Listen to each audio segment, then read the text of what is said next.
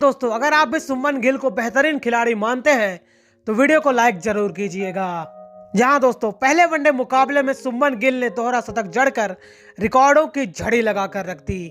जिस मैच में रोहित कोहली पानी भरते नजर आए, उस मैच में सुमन गिल ने कैसे चौके और छक्कों की बारिश करके धोनी और कोहली को भी पछाड़ दिया। दोहरा शतक जड़कर रिकॉर्ड्स पे रिकॉर्ड्स बना डाले।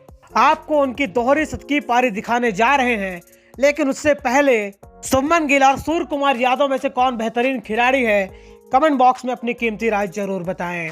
हैदराबाद के ग्राउंड में भारत और न्यूजीलैंड के बीच पहला वनडे मुकाबला खेला गया, जिसकी शुरुआत भारत के टॉस जीतने से हुई। उसके बाद शुरुआत बल्लेबाजी से हुई और बल्लेबाजी की शुरुआत कौन करता है? रोहित शर्मा। और उनका साथ देने के लिए मैदान में आए नए नवेले 23 साल के युवा सुमन गिल। लेकिन किसे पता था ये युवा आज एक ऐसा रिकॉर्ड बना देगा और ऐसी पारी खेल देगा जिसे क्रिकेट के बड़े से बड़े दिग्गज खड़े होकर सलामी करेंगे।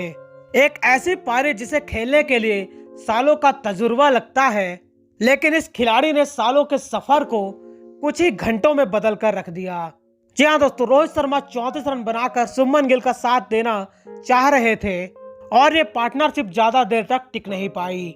34 रन पर रोहित शर्मा तो आउट हो गए, लेकिन सुमन गिल का अग्रेसिव प्लान कुछ और ही कह रहा था। सुमन गिल ने 45 से 46 गेंदों में ही अपना 50 पूरा कर लिया था, लेकिन किसे पता था ये 50 शतक में पूरा होना है और शतक 150 में तब्दील होना है।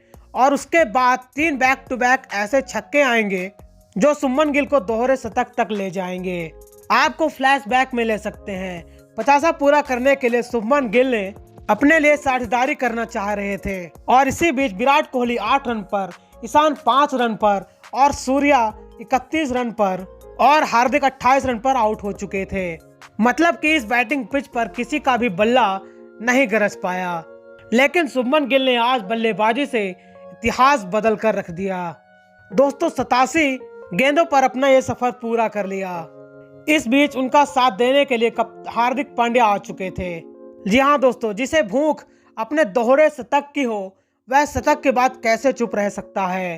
जी हाँ दोस्तों, यकीन मानिए जब 150 के पास थे सुमन गिल 144 रन पर, तब भी उन्होंने ब्रेसवेल को एक छक्का जड़कर T20 के स्टाइल में 123 गेंदों पर अपने 150 का सफर तय कर लिया।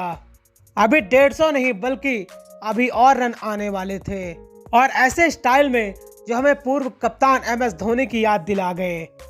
150 पूरे होने के बाद सुमन गिल ने पीछे मुड़कर देखना मुनासिब नहीं समझा।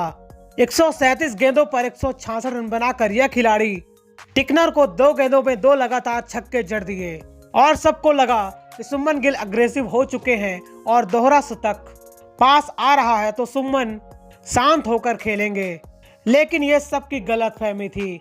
तो सुमन गिल 182 रन पर बैटिंग कर रहे थे। पारी का 49वां ओवर शुरू होता है। लॉकी फर्गूसन की पहली गेंद पर गगनचुंबी छक्का जड़कर जिसे देखकर हर कोई चहक जाता है, लेकिन ये तो एक टीजर था। असली पिक्चर तो अभी शुरू हो ही रही थी और फर्गूसन की अगली गेंद पर एक और छक्का जड़कर, और ऐसे खिलाड़ी बेहद कम होते हैं जो 200 के करीब इस तरीके से छक्के जड़े। और तीसरी गेंद पर गिल ने कुछ ऐसा किया जो किसी चमत्कार से कम नहीं था और एक छक्का जड़ा और 3 गेंदों में 18 रन जड़कर धोनी के स्टाइल में अपना दोहरा शतक जड़ दिया और तोड़ दिया क्रिकेट के भगवान सचिन तेंदुलकर के रिकॉर्ड को, जिन्होंने हाईएस्ट न्यूजीलैंड के खिलाफ सन 1999 में 186 रनों की पारी खेली थी। और सुमन गिल ऐसे ही आगे बढ़ते रहे और 149 गेंदों में 208 रन बनाए और क्रिकेट के भगवान कहे जाने वाले सचिन तेंदुलकर का भी रिकॉर्ड तोड़ दिया। दोस्तों ऐसे स्पोर्ट्स की खबरों के लिए आप हमारे चैनल को सब्सक्राइब करें, नोटिफिकेशन की घंटी बजाना बिल्कुल ना भूलें।